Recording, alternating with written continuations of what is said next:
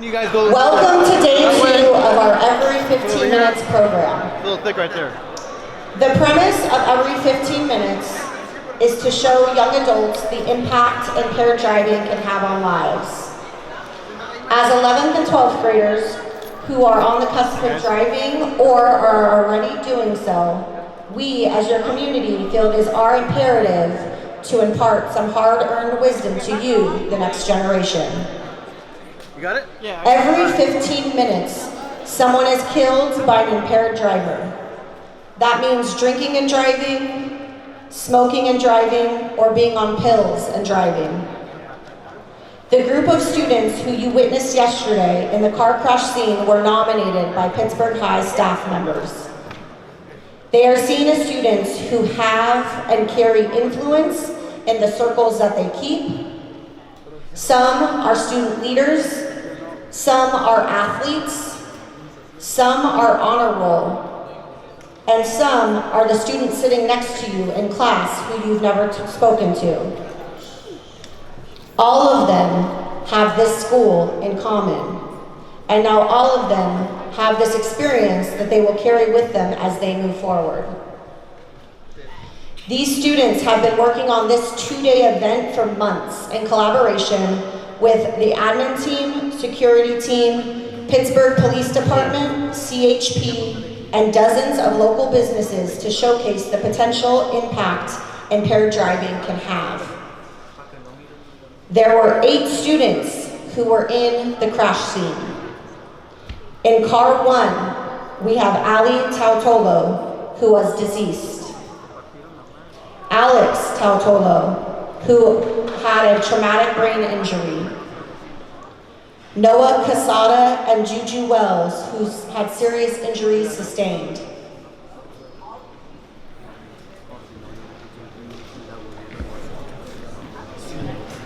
In car 2, we had Tiberius Campos Reese, who was the drunk and impaired driver. Kayshawn Hunt, who was paralyzed from the waist down. Mercy Sudea and Armani Cook, who had serious injuries sustained.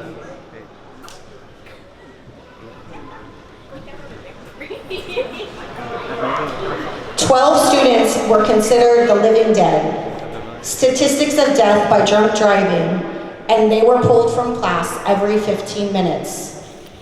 The living dead were the students you saw being pulled yesterday by the Grim Reaper, and they were also observing the crash scene on the field.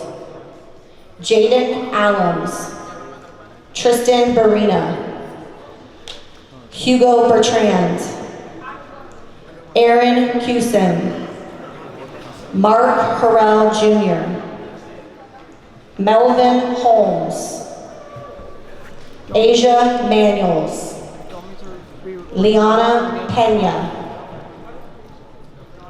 Louis Serrano Jr., Grace Sudea, Kingsville Teacom, and Billy Tucker III.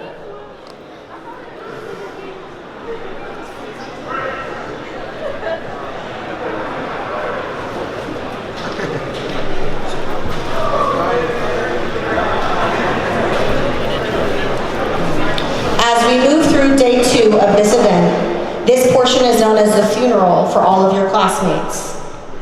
I ask that you all keep an open mind and sit with the stories that you hear today. Check in with one another after the event concludes and hold space for whatever may come up for you today. We have a guest speaker here with us from an organization called Mothers Against Drunk Driving, otherwise known as MAD. She is here to share her personal story with us all, and I would like now to take this opportunity and have you all join me in welcoming her to Pittsburg High School. I introduce to you Stephanie Mangas.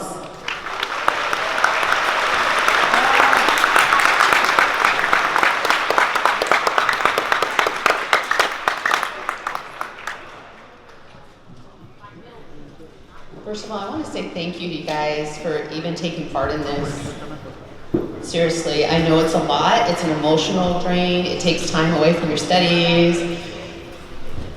I really appreciate you doing this, because by you guys doing this and taking your time to put yourself through this and your families, you have helped hopefully save at least one life. And if one life is saved, you've done great, you know?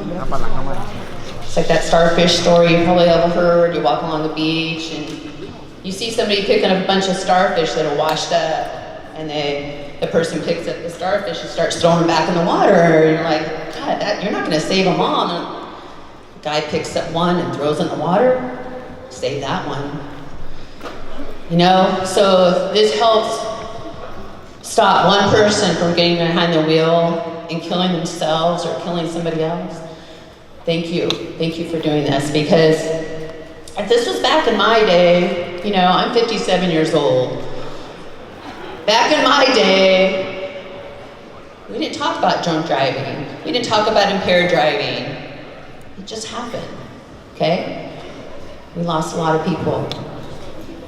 So I'm going to tell you a little about myself, and it's hard to condense everything in 10 minutes. So I have 57 years of life in 10 minutes, or 15 minutes or so. So let me just start this way. Let's see, I was a high school teacher many years. I just recently retired. I taught over at Heritage and Independence, Liberty High School District. I've spoken to every 15 minutes before. It's back in 2010. And that was really hard, like I'm shaking now. The number one fear amongst us human beings is public speaking. I'm doing it because this is how important it is to me, okay? I was one of those kids, as a neighborhood kid. I'm sure some of you are neighborhood kids, latchkey kid, where I would come home, no one's there, didn't have a dad. Dad was a major raging alcoholic. Mom was a single parent, trying to do her best, just growing up herself. I was one of those kids, I took care of my mommy, you know? And growing up, I saw a lot of stuff. I had a stepdad when he just got out of prison when I was 12 years old, trying to change his life around. He died of a heart attack. I've had a lot of loss before that of other people, but my stepdad was the guy. Even though he had sticky fingers, he was good to me. I latched on to my mother. I was really close to her. So long story short, when I was 15 years old, I invited my girlfriend Irene. This is a picture of her over here. My neighborhood friends right here, my neighborhood friend Irene. I know you can't see from back there, but Irene was 12 years old. She loved to play softball, hang out. She loved the color yellow. She'd write her boyfriend's name on her shoes. I invited her to come along with my mom and I across town so I could babysit. This is over in Sacramento by Arco Arena, before Arco Arena was there. And my mom, 38 years old, her name is Joyce. We took Irene along with us because her sister was already in the hospital. And I remember Irene and I leaving her house, and her dad yelling out the little bathroom window, "Hey, tell Joyce to drive safe. I don't need two daughters in the hospital." That's the last thing he said to Irene. Because on the way home, after dropping me off across town, a 4-time convicted drunk driver hit my mom head on and killed my mom instantly. Irene flew out the windshield. Her head broke through the windshield. She landed on the pavement. There was an officer that came to the scene, tried to render aid. So thank you, police officers. I know you go through this so much, you see so much death. Tried to render aid to her, held her hand as she died. You probably all had that feeling. Some of you had that feeling where you know something's happened before you find out it happened. I was at my aunt's house, and we didn't have cell phones back then, of course, so I had that dial phone. I called my house, checked my mommy made it home okay. No one answered the phone. I called again, no one answered the phone. It's like 9 o'clock, 10 o'clock at night. I hear the phone ring at the house I'm at my aunt's. And I hear my aunt say, "Oh shit." And I knew my mom was dead. They came in the room and I said, "What happened to Mom?" "She's gone. Irene is gone too. Her parents are on their way to the hospital. They have to identify her." Her parents walked in the hospital room. This is how they identified her. The doctor came out. "We have a Jane Doe here." It's at UC Davis Medical Center. They brought out her shoes, and on the shoes was the word Remick. They said, "Well, we can't see her, she's so distorted and her face is just unrecognizable. Remick's a boy's name." And Irene's mom and dad broke down, of course, because Remick was her boyfriend's name. Irene had written it on her shoes. So they knew for sure that was their daughter. Within a few days, I had to go through picking out a coffin, and this one looks a lot like my mom's, except hers was like a maroon color. I had to go through, at 15 years old, hearing about how they put the coffin in a cement container to help keep the bugs out, and how you can pay extra money for a seal. I was one of those kids who wanted to suck it up. I didn't want to cause trouble for anybody else, so went through the motions, and I went from being a straight A student to, I don't even know how I got out of high school. I wasn't a bad kid, I just floated. Within a week of being in my new school, they put me in driver's ed, and they showed me a movie called Red Asphalt. I don't know if you guys have heard of it, but it's about a whole drunk driving scene, and I had to watch that. No one knew that my mom had just been taken from me by this senseless act of drunk driving. Throughout my life, it stalled me a lot through my life. My dream of becoming a teacher, even going to college, was gone. The family, I know I'm all over the place. Irene's family wanted to adopt me, but my aunt stepped in and took me, which is not a good thing. But I'm still in touch with her family. They're like family to me. And throughout life, I just constantly hearing about people being affected or killed by drunk drivers, injured. I'm sure there's people in this room that have had that in their family, or they have a relative or some knowledge of somebody that's been affected by DUI. Impaired driving. Impaired driving, killing somebody is not an accident, it's called a crash now. So we don't call them drunk driving accidents or crashes, because we all have knowledge of what could potentially happen if we get behind the wheel of a car and we can't think right. Okay? I didn't prepare anything, that's why I'm all over the place, because I just go from the heart. I think about it beforehand. And it's really hard for me, but it's also, I want to thank you for listening, because it's also very therapeutic. Because I don't want my mom's name to be forgotten. I just had a grandchild, and it's a little girl, and my daughter named her Joyce, and she's 2 months old. It just really touches me that my mom's name is out there. Because a lot of times we hear about these crashes, but we don't hear about what happened, all the trickle effects to families and throughout the years of your lives. I know what happened to me was years ago, but it still affects me today. And it's hard to find somebody to get up here and talk about what happened to them a year ago. I mean, I know in Kirker Pass, we had a pedestrian killed by a DUI. I mean, the stats are out there. You can go online and see. And I'm sorry, it's just hard. One thing I wanted to bring up before, I don't know how much time I have, but real quick, raise your hand if you've heard of Henry Riggs. Raise your hand. Henry Riggs, there are people that have heard that name, right? But do we know Riggs, victim of the drunk driving crash in 2021 where he was driving 156 miles per hour, hit a 23-year-old and her dog. He was only 22 at 126 miles per hour.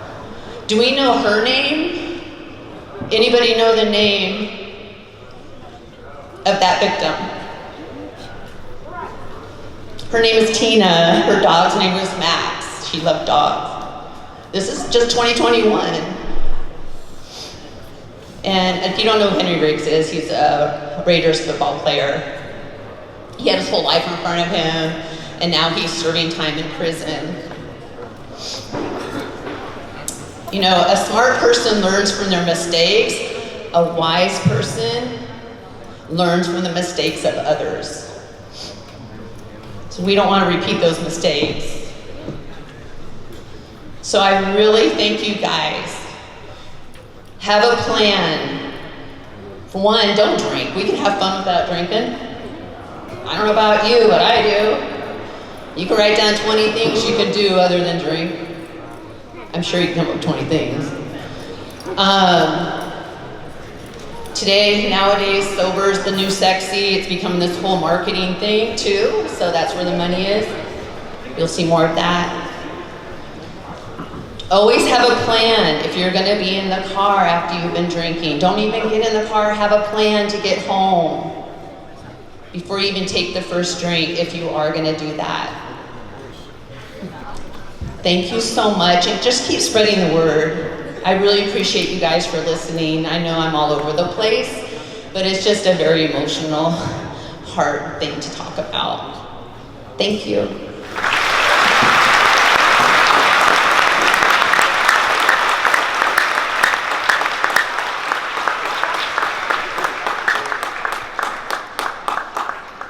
Thank you for being here, and thank you to Mothers Against Drunk Driving for the work that you do in communities all around. I would like to now introduce one of Pittsburgh Police Department's officers, Officer James Pena. He has been instrumental in this event, in the planning from day one alongside myself, and he is going to take it over from here.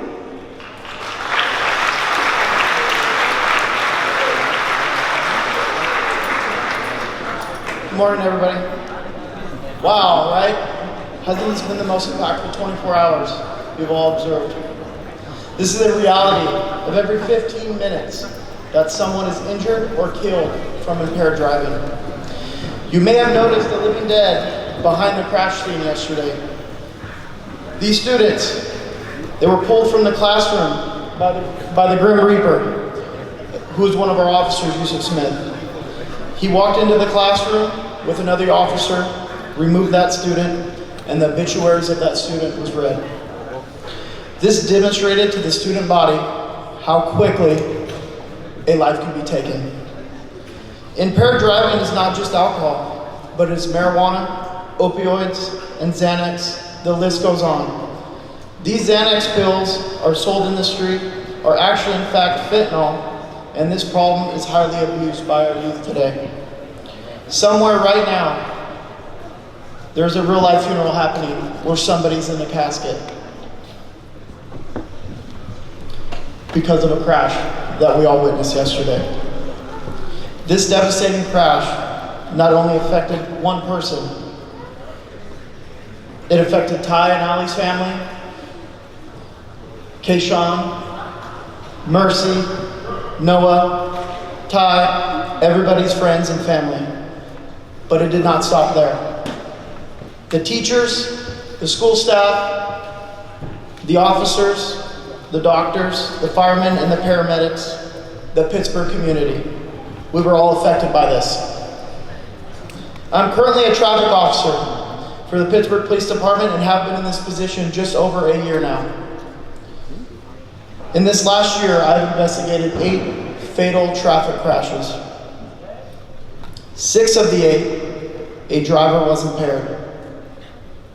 One of them paired deceased drivers. I didn't recognize him on scene, but I went to high school with him. I didn't know until his sister came on scene. Two of the deceased were in fact students within our very own school district. Let's take a moment and let that sink in. With programs such as Every 15 Minutes and grants provided by the CHP and Office of Traffic Safety, we're able to work collaboratively in an effort to educate you, to save you. And now that you have experienced this, I vow, as long as I'm a Pittsburgh Police Department officer, to continue to educate and deter impaired driving. I hope you make a vow to make an educated, thoughtful choice to Uber or call for a safe ride. You all will be driving soon if you have not been driving already. The choice will ultimately be yours, and I hope you remember this impact of every 15 minutes. When you see me on my motorcycle, driving around town, please wave at me and say hello, letting me know you're alive and well. We've all worked together, all these students, for months to create a video for you, to show you what we've gone through, and I would like to introduce this video and thank you all for your time.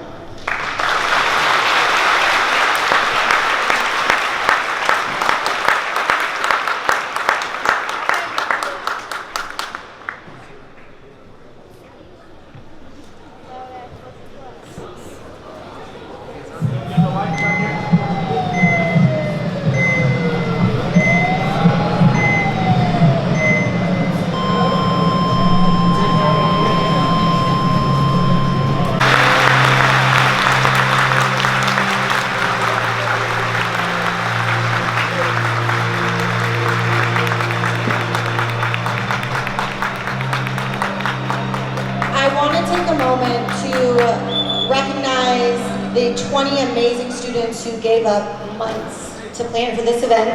I also want to take a moment to thank all of our student body here. You guys rocked through it. Thank you so much for being patient, even as you heard the bells prompting you. So I really appreciate you guys staying throughout this assembly.